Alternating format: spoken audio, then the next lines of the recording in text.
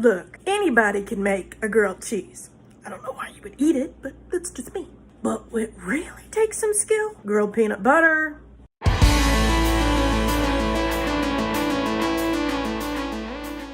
All right, so to get started, we're gonna turn stove on to about medium. And I just realized that all my butter is frozen, but that's fine. I will make do. Canola spray works just as well. Actually, sometimes it's better. Spray pan real good. We're gonna let it heat up. I don't want to put it in there until it's hot. And I am using this Arnold oat nut bread. It's really good.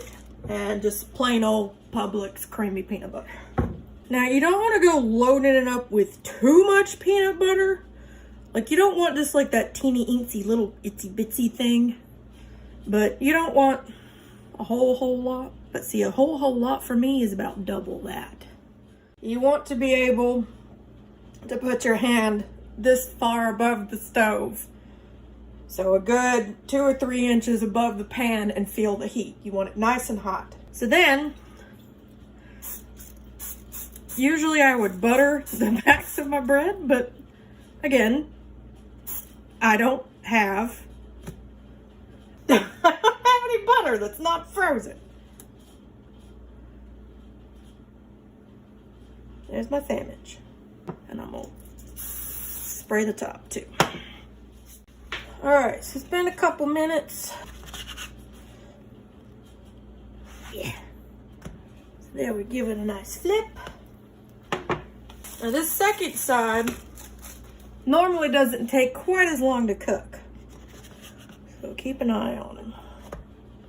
Yeah, he's just about done.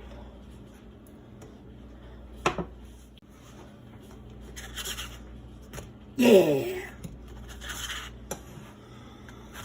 There's my sandwich. And when I cut into it, you can see how it just oozes.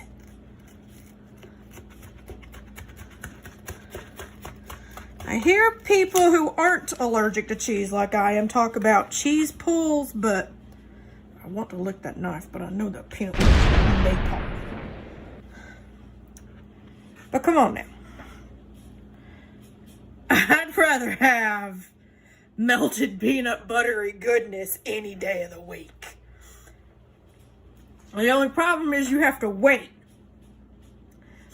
Because that's like napalm right now. But it's so good. All right, here we go. Got my sandwich. A lovely melted peanut butter.